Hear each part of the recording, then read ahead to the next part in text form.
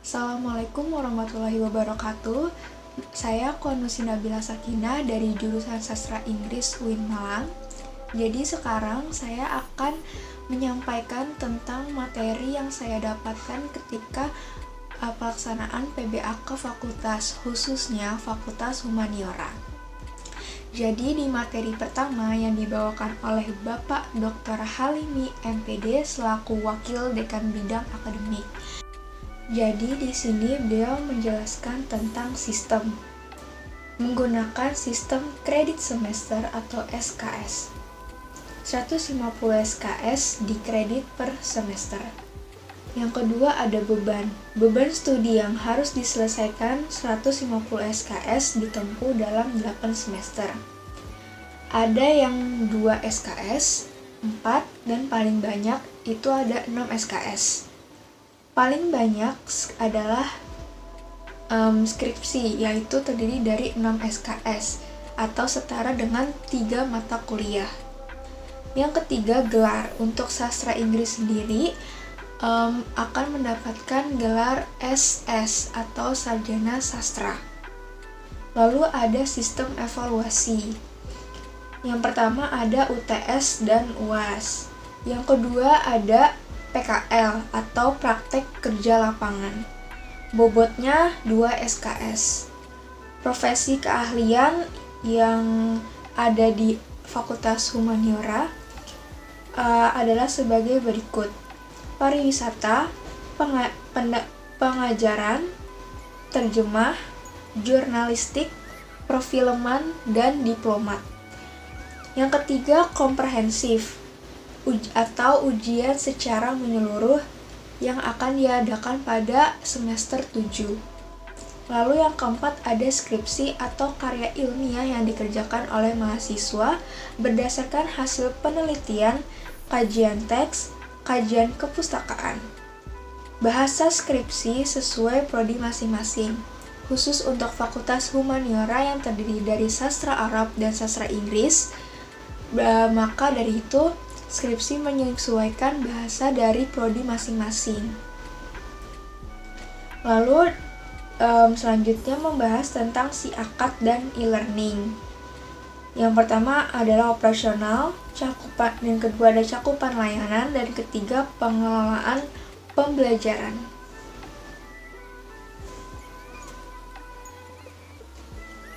Lalu di materi kedua yang dibawakan oleh Dr. Muasoma MPD selaku Wakil Dekan Bidang Administrasi Umum dan Perencanaan dan Keuangan.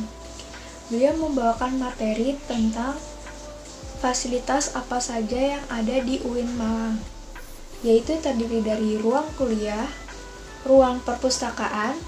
Ruang perpustakaan sendiri terbagi menjadi 2, yaitu ada perpustakaan fakultas dan perpustakaan pusat atau perpustakaan pusat UIN Malang. Jadi untuk perpustakaan pusat sendiri itu terdiri dari buku-buku yang mencakup seluruh fakultas yang ada di UIN Malang. Sedangkan untuk perpustakaan fakultas itu memiliki buku-buku yang hanya terdiri dari bidang-bidang setiap fakultas masing-masing. Lalu ketiga ada fasilitas ruang SAC. Apa itu SAC? Jadi SAC adalah singkatan dari Self Access Center. Jadi itu bisa dipergunakan sebagai ruang belajar mandiri atau berkelompok, untuk berdiskusi atau untuk nonton bareng dan membaca buku. Lalu keempat ada fasilitas home theater yang dipakai untuk seminar, nonton bareng, drama, tari, dan kegiatan mahasiswa lainnya. Kelima ada auditorium. Dan keenam ada lab bahasa multimedia khusus untuk pelajaran misalnya seperti listening. Ketujuh ada galeri seni. Kedelapan ada galeri kaligrafi, dan kesembilan ada meeting room. Lalu beliau membahas tentang keuangan. UKT atau uang kuliah tunggal yang bukan SPP. UKT ini sharing pembayaran atau sifatnya saling membantu. Kedua, ada banding UKT yang dilakukan setiap semester sebelum dilakukan registrasi ke semester berikutnya. Banding UKT bisa naik turun 1 grade ataupun naik 1 grade. Jadi banding UKT sendiri itu bukan berarti menurunkan UKT, tapi bisa juga naik ke 1 grade. Lalu ada fasilitas beasiswa. Untuk fasilitas beasiswa sendiri ada beasiswa prestasi, LPDP, Elzawa atau lembaga zakat dan wakaf milik UIN Malang. Lalu di materi ketiga yang dibawakan oleh Dr. Galuh Nur Rohmah, MPD selaku Wakil Dekan Bidang Kemahasiswaan dan Kerjasama. Beliau menyampaikan materi tentang program-program pembinaan dan pengembangan, yaitu peningkatan spiritualitas dan keluhuran akhlak, lalu ada pengembangan penalaran dan keilmuan, pengembangan potensi minat dan bakat, peningkatan profesionalisme, dan pengabdian masyarakat. Lalu ada strategi umum pembinaan dan pengembangan. Strateginya yaitu terprogram, sinergis atau saling terkait satu sama lain. Yang ketiga bertahap atau berkesinambungan satu sama lain. Yang keempat demokratis. Yang kelima koordinasi kolaboratif atau melibatkan berbagai aspek seperti mahasiswa, dosen, alumni, dan lain-lain. Lalu ada OMIK. OMIK adalah singkatan dari Organisasi Mahasiswa Intrakampus yang terdiri dari DEMA, SEMA, dan HMJ. Lalu ada komunitas bakat dan minat. Untuk komunitas bakat dan minat di Fakultas Humaniora sendiri ada komunitas peneliti untuk bagi kalian yang minat di bidang penelitian. Lalu ada komunitas kaligrafi, komunitas debat untuk kalian yang menggemar debat.